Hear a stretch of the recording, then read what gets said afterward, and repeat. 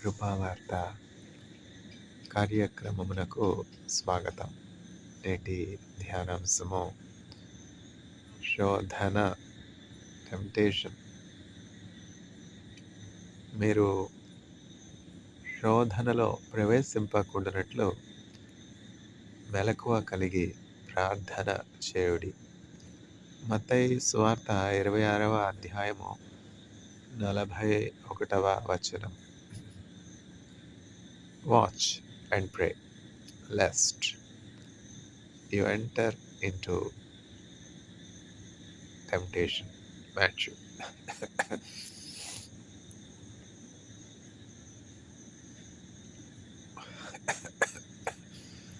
26:41. శోధన శ్రమలు వెంటాడిన ఓదార్చుచుండెని హస్తమో, జీవ కిరీటం నా ముందుండా, జీవిత కాలం నడతును, అర్పింతును నా దేవా, నా సమస్తం నీ సేవలో, నా సమస్తం నీ సేవలో, అందించుమా నీ హస్తమో, ఆదుకొను మౌన తండ్రి.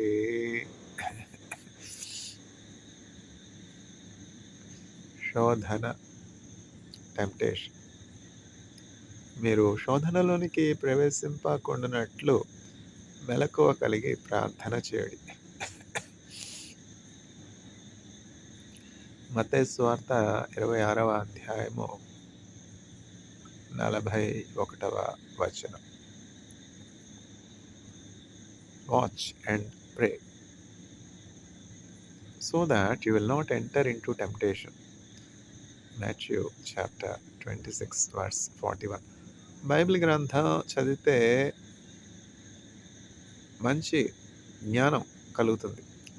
అన్ని విషయాల్లోనూ చక్కగా మన జీవితాన్ని సరైనటువంటి రీతిలో ఒక క్రమశిక్షణ కలిగినటువంటి జీవితం జీవించడానికి బైబిల్ గ్రంథంలో ఉన్నటువంటి విషయాలు మనకెంతో సహకరిస్తాయి, మనకెంతో ఉపయోగంగా ఉంటాయి. అంత మాత్రమే కాదు, మంచి భాషా జ్ఞానం పొందుకోనాలి అంటే బైబిల్ గ్రంథం చదివినట్లయితే మంచి భాషా జ్ఞానం కూడా వస్తుంది. కమ్యూనికేషన్ స్కిల్స్ అంటాం కదా, మన పిల్లలకి మనం చక్కని కమ్యూనికేషన్ స్కిల్స్ నేర్పించాలి. ఈ రోజుల్లో కమ్యూనికేషన్, ఇంగ్లీష్ లాంగ్వేజ్ చాలా అవసరం కదా. చక్కగా బైబిల్ గ్రంథం చదివితే ఆ స్టైలు, ఆ లాంగ్వేజ్, ముఖ్యంగా కింగ్ జేమ్స్ వర్షన్ లేకపోతే న్యూ కింగ్ జేమ్స్ వర్షన్, అనేక రకాలైనటువంటి వర్షన్స్ వస్తూ ఉన్నాయి.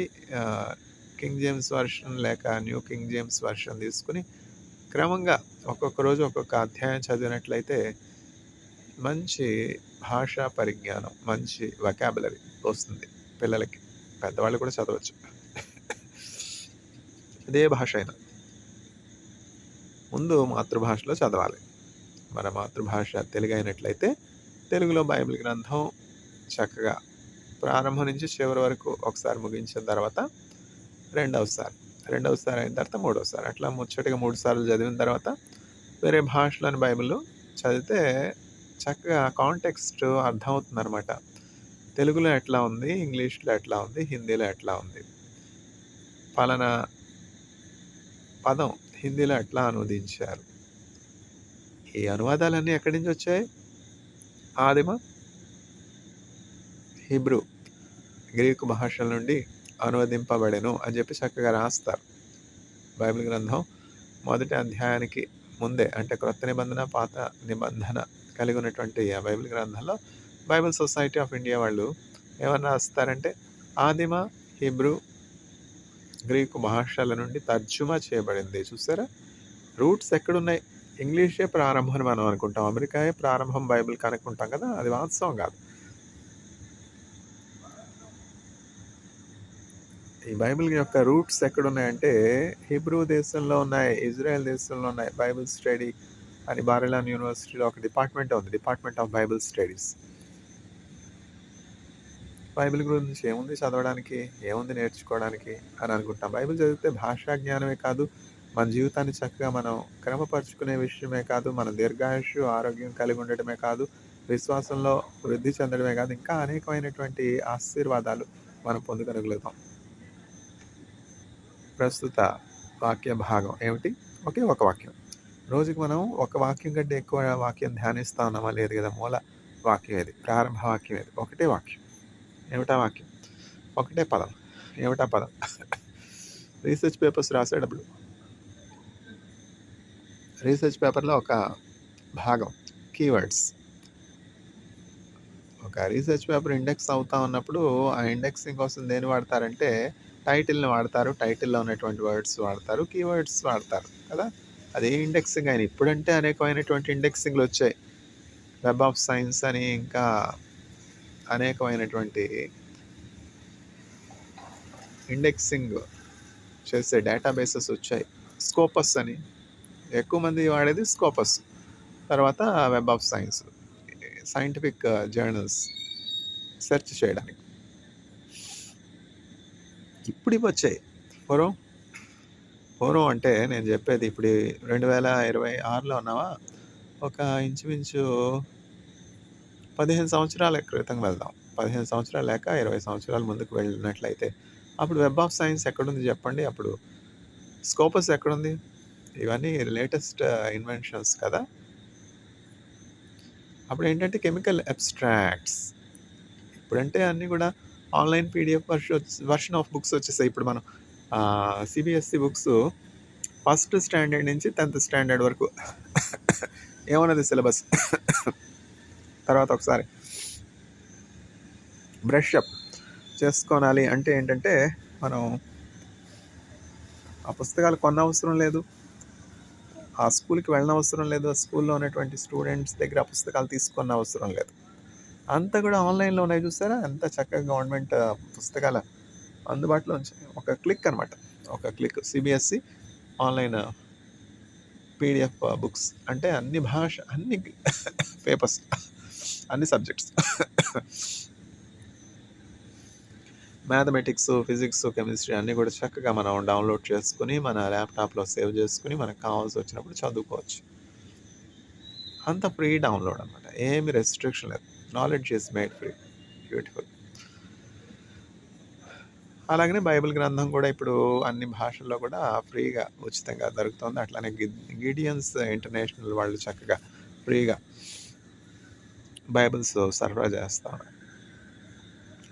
దేవుని కృపను బట్టి ఏంటంటే ఇప్పుడు మనకి చక్కగా బైబిల్ వినడానికి గానీ, బైబిల్‌లో ఉన్నటువంటి విషయాలు ఇట్లా మాట్లాడుకోవడానికి గానీ ఏ విధమైనటువంటి రెస్ట్రిక్షన్స్ లేవు.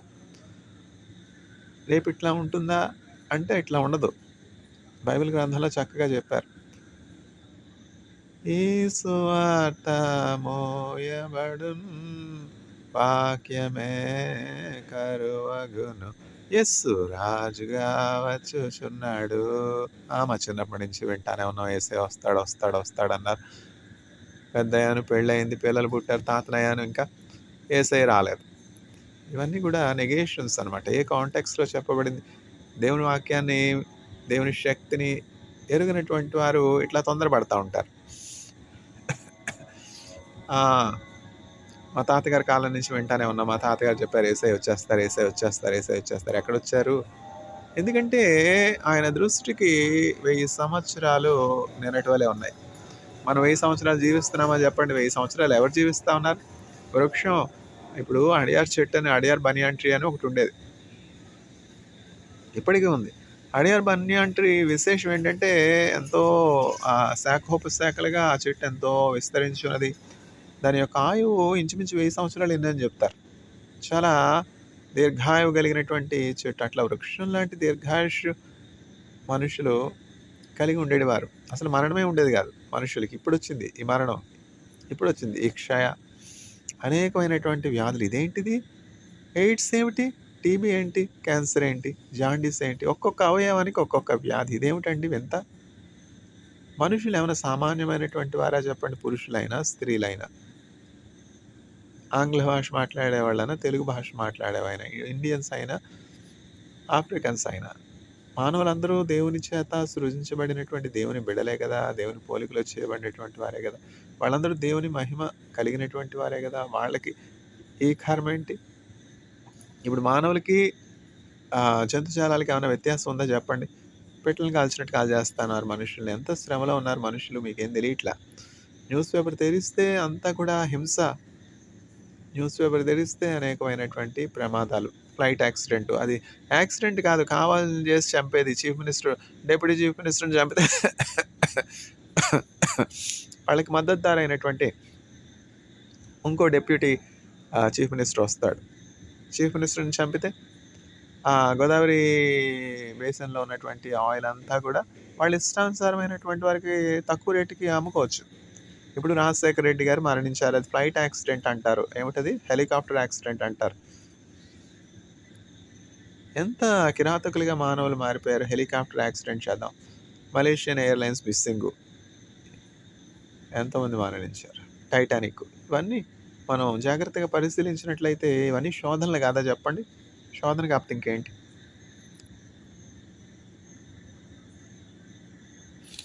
శోధకుడు రెడీగా ఉన్నాడని తెలుసు. ఢిల్లీలో ఉన్నటువంటి ఉన్నతమైనటువంటి అధికారులతో తగు ఎందుకు? ఎవరికి? నాకు కాదు. నాతో ఎవరు తగ్గుపడతారులేండి. నేను చీఫ్ మినిస్టర్‌నా? ప్రైమ్ మినిస్టర్‌నా? లేక బిలియనీర్‌నా? మిలియనీర్. నాతో ఎవరు తగ్గుపడతారు? నాకెవరు కీడు చేస్తారు? ఇప్పుడు నేను చెప్పేదేంటంటే, ఉన్నతమైనటువంటి పదవుల్లో ఉన్నటువంటి వాళ్ళందరూ సురక్షితంగా ఉన్నారు, క్షేమంగా ఉన్నారు, భద్రంగా ఉన్నారు, సంతోషంగా ఉన్నారు, నెమ్మదిగా ఉన్నారు. వారికి ఏ బాధ లేదు, ఏ కష్టం లేదు అన్నది ఒక అపోహ. ఎంత చెట్టు ఉంటే అంత గాలే గదా! ఇవన్నీ కూడా నీతికి నిలబడాలి అనుకుంటే. గాలివాటి మనుషులకి ఏమీ ఇబ్బంది ఉండదు, కష్టం ఉండదు. ఇప్పుడేంటంటే, రాజశేఖర రెడ్డి గారు ప్రజలకు మేలు చేద్దాం అనుకున్నారు, వ్యవసాయదారులకు మేలు చేద్దాం అనుకున్నారు. ఆంధ్రాలో ఉన్నటువంటి వాళ్ళ యొక్క బెనిఫిట్స్, వాళ్ళ యొక్క ఫ్యూచరు సెక్యూర్‌గా ఉండాలని జెప్పి నేచురల్ రిజర్వ్స్‌ని అన్యాక్రాంతం అవ్వడానికి ఒప్పుకోలేదు. ఇట్లా చేస్తావా? నా మాట వినవా? అని జెప్పి ఇటాలియన్ ఆఫ్ ఈస్ట్ గదా! తెలుగంటే Telugu land is Italian of east.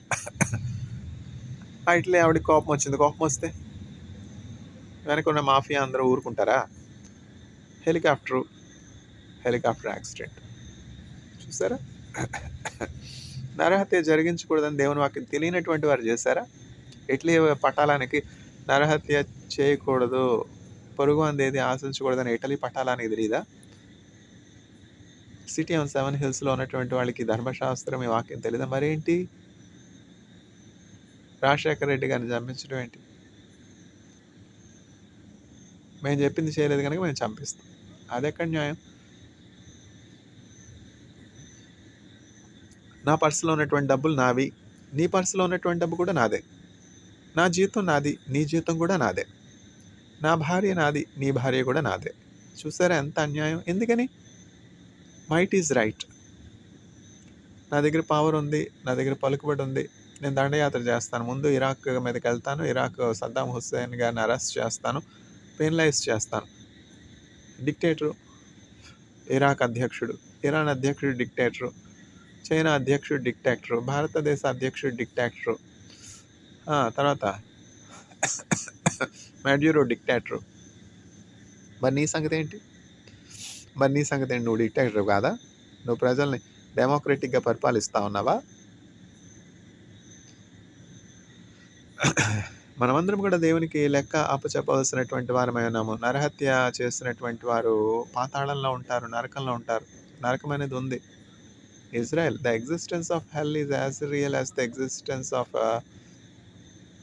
Israel. The existence of heaven is as real as the existence of Israel. I myself am a living testimony of the existence of Israel. For 6 long years I stayed in Israel, and living in Israel is living in the biblical times. So long, even to this very day, if there were to be a single nation observing the law of God and following the Shabbat, it is only the Jewish nation, Israel, that has retained its originality amidst so many duplications. The first duplication is from the Rome. Sunday is the day of rest for all these Sunday church going Christians, following in the footsteps of the city of the seven hills. You can have your day of rest on Sunday, Monday, Tuesday, Wednesday, Thursday, Friday. We will not go with your tide, with your clock. We go with the clock of Yahweh, the sovereign Lord, the Almighty God, the God who made heaven and earth. This is the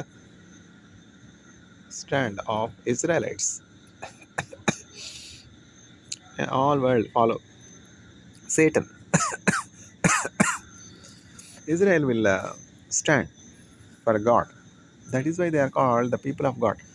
The day of rest is Shabbat. The Shabbat is Friday sundown to Saturday sundown.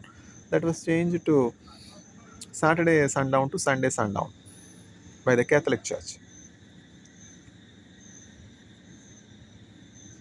This is what is called pseudo or duplication. Originality, if you want to see, we should go to Israel. In Israel, you will see the original Shabbat, original day of rest, original law. Where are we? Temptation. ఎక్కడ కదా ఇది? ఒలీవల కొండ. నేను ఆ ఒలీవల కొండ చూశానుగా. ఒలీవల కొండలో యేసుక్రీస్తు ప్రభువు ఆయన యొక్క అంతరంగిక శిష్యులతో ఈ మాట చెప్తున్నారు, మీరు శోధనలో ప్రవేశింపకుండునట్లు ప్రార్థన చేయడి. ఆ ఒలీవల కొండ చూశాను, తాబోరు కొండ చూశాను, ఇంకా ఆ గెత్సేమనే తోట ఒలీవల కొండపై ఉంది. తర్వాత వేలింగ్ వాల్ అంటాం కదా, వేలింగ్ వాల్. తర్వాత కల్వరి కొండ, ఇవన్నీ కూడా చూశాను. తర్వాత గలిలీ, ఎంత ప్రశాంతంగా ఉంటుందో తెలుసా గలిలీ? చాలా ప్రశాంతంగా ఉంటుంది.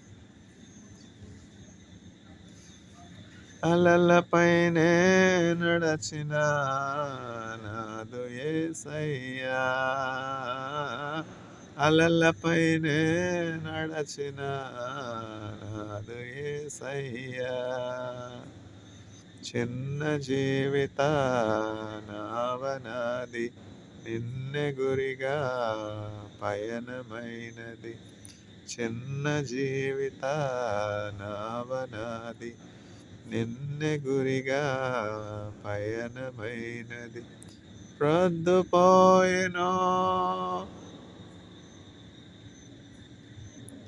భయములాయెనో, ప్రొద్దుపోయెనో భయములాయెను, ఉద్ధరింప స్వామి రావా, ఆదుకోవయ్యా, అలలపైనే నడచిన నాదు యేసయ్యా, నట్టనడి సాంద్రాన రేగెనో అట్టహాసపు పెను తుఫాను, నట్టనడి సాంద్రాన రేగెనో అట్టహాసపు పెను తుఫాను, గట్టు చూడగా చాలా దూరము, గట్టు చూడగా చాలా దూరము, ఎట్టి శ్రమలో చిక్కుకొంటినే,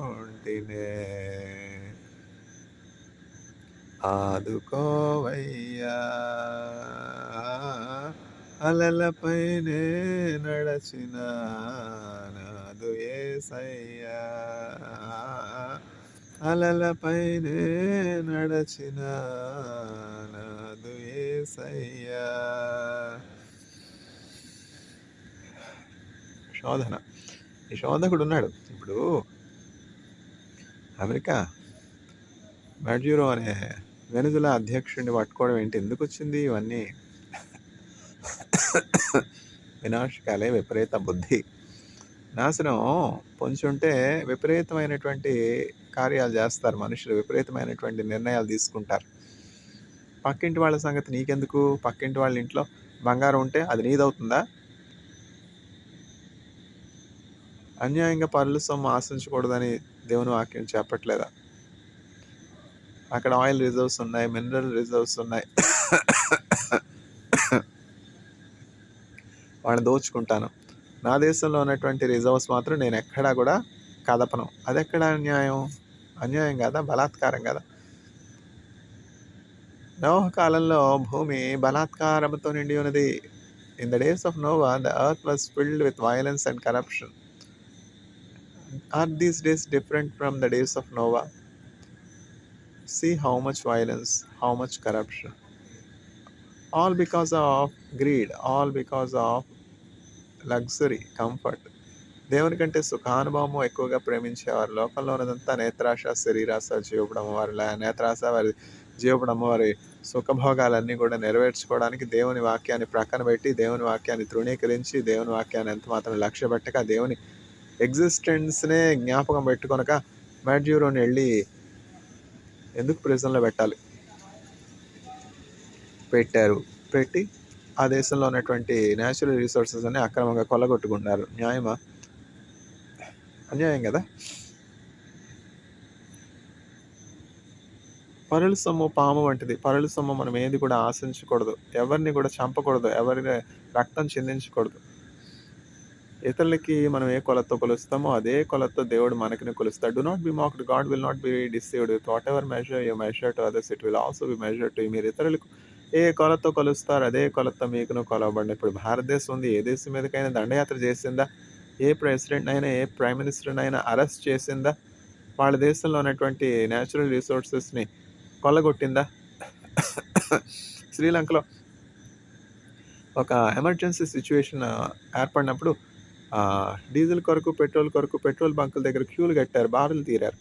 అట్లాంటి పరిస్థితుల్లో, ఫ్యూయల్ లేనటువంటి పరిస్థితుల్లో, మినిమం బేసిక్ ఎమ్యూనిటీస్ లేనటువంటి పరిస్థితుల్లో ఎవరు శ్రీలంకను ఆదుకున్నారు? ఎవరు సహాయం చేస్తారు? భారతదేశం కదా. తక్షణ సహాయం భారతదేశం శ్రీలంకకు పంపించింది కదా. అట్లా ఒక దేశం క్రైసిస్లో ఉన్నప్పుడు ఆ క్రైసిస్ని భారతదేశం ఎప్పుడు కూడా అవకాశంగా దుర్వినియోగం చేసుకోలేదు. బంగ్లాదేశ్ క్రైసిస్లో ఉన్నప్పుడు ఇప్పుడు ప్రైమ్ మినిస్టర్ గారు మోడీ గారు ఏమని చెప్పారు? That is not our issue, that is Dhaka's internal affair, that is Bangladesh internal affair. That is the statement given by Mr. Modi. Whatever is happening in Bangladesh is Dhaka's internal affair. We have no role to play. నీకెందుకు? వెనిజులాకి నువ్వు ఎందుకు వెళ్ళాలి? నేను Syria మీదకి దండయాత్రకి వెళ్తాను. వెళ్తే చస్తావు. నీ చావు సిద్ధమైంది. సమీపమందు నుండునేమో చావు కాలము. నీ చావు సిద్ధమై ఉంది. చావడానికి నువ్వు జోగుతా ఉన్నావు. అందుకని విపరీతమైనటువంటి బుద్ధులు నీకు దాపరించాయి. ఎంత క్షణికమైనటువంటిది మనుష్యుని జీవితం. ఆలోచించి చూడండి. మనం ఈరోజు సజీవులుగా ఉన్నామంటే అది కేవలం దేవుని కృప. చచ్చిన సింహం కంటే బ్రతికున్నటువంటి కుక్క మేలు కాదా? చచ్చిపోయినటువంటి ట్రంప్ కంటే బతికున్నటువంటి సామాన్య సిటిజన్ గొప్పవాడు కాడా? చెప్పండి. ఏ ప్రెసిడెంట్ చావడా? ప్రైమ్ మినిస్టర్ చావడా? ఎక్కడన్నా గ్యారంటీ ఉందా? ప్రైమ్ మినిస్టర్ కనుక ఇతని పదవీ కాలం ఉన్నంత వరకు ఇతడు చావడు అని ఎక్కడైనా రాసి ఇచ్చారా? ఇందిరాగాంధీ గారు ఏ పరిస్థితుల్లో మరణించారు? పదవి ఉన్నప్పుడు మరణించారా? పదవి లేనప్పుడు మరణించారు. జయలలిత గారు ఏ పరిస్థితుల్లో మరణించారు? పదవి ఉన్నప్పుడు మరణించారా? పదవి లేకుండా మరణించారు. ఇవన్నిటిని చూసి మనం బుద్ధి తెచ్చుకోవద్దు. ఎక్కడుంది జ్ఞానం? ఎక్కడున్నారు కౌన్సిలర్స్? గోడ మీద దేవుని హస్తం రాసింది. మేనే టేకే ఆఫ్ ఆర్ఎస్. దేవుని హస్తం నేరుగా వచ్చి ఆ గోడ మీద రాస్తా ఉన్నది. ఒక హస్తము గోడ మీద రాయడం బెల్తెషాజరు చూస్తున్నాడు. బెల్తెషాజరు చూస్తూ వణికిపోతున్నాడు. ఏమిటి హస్తం? ఏమి రాస్తున్నారు? ఏమి రాయబడుతున్నది గోడ మీద? నాకేం అర్థం కావట్లేదు. ఇదేం భాష అని చెప్పి సందేహం, సంశయం, భయం, వణుకు. ఎవరికి? రాజుకు. బబులోనుపై రాజు అనేటువంటి బెల్తెషాజరు గజగజలాలు ఆడిపోతున్నాడు.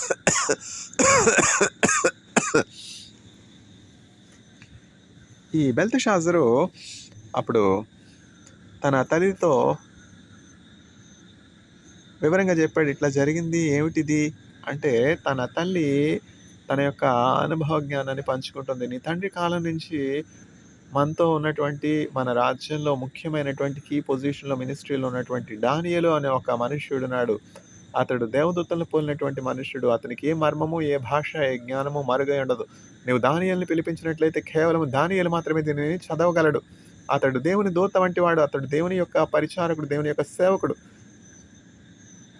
దేవుని ప్రవక్త అని చెప్పి బెల్తెషాజరు యొక్క తల్లి బెల్తెషాజరుకు చెప్పినప్పుడు బెల్తెషాజరు వెంటనే ఇంటెడు బంగారాన్ని ఇస్తాను, నీకు సన్మానం చేస్తాను, వెండి ఇస్తాను, బంగారం ఇస్తాను, నీకు కోరుకున్న ఆస్తుపాస్తులన్నీ కూడా ఇస్తాను, నా రాజ్యంలో సగభాగం ఇస్తాను, ఇవన్నీ ఆశ చూపించాడు. అయితే దానియేలు ఏమని చెప్తున్నాడంటే, నీ ఇండ్లు, నీ పొలాలు, నీ బంగారు, నీ వెండి, నీ గుర్రాలు, నీ రౌతులు, నీ ఆస్తిపాస్తులు అన్నీ నీ దగ్గరే పెట్టుకో, నాకు అవేం వద్దు,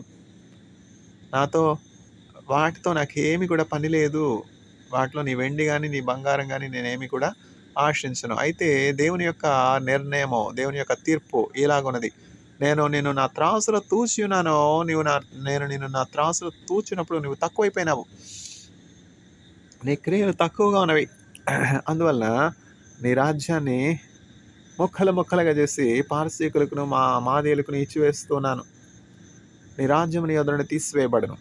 చూసారా, జడ్జిమెంట్ వచ్చేసింది, ఇంకేంటి, మేనే టేకే ఆఫ్ పార్సీ, అట్లా అయింది. అందువల్ల శోధనలో పడకుండా జాగ్రత్తగా ఉండాలి. ఆ శోధన ఎట్లా వచ్చింది, ఎందుకు వచ్చింది? దేవుని పట్ల విధేయతగా ఉండి దేవుణ్ణి ప్రేమిస్తే ఆ శోధన ఎందుకు కలుగుతుంది చెప్పండి? May God bless the audience with faith in Jesus Christ so that they will be delivered from temptation. Amen.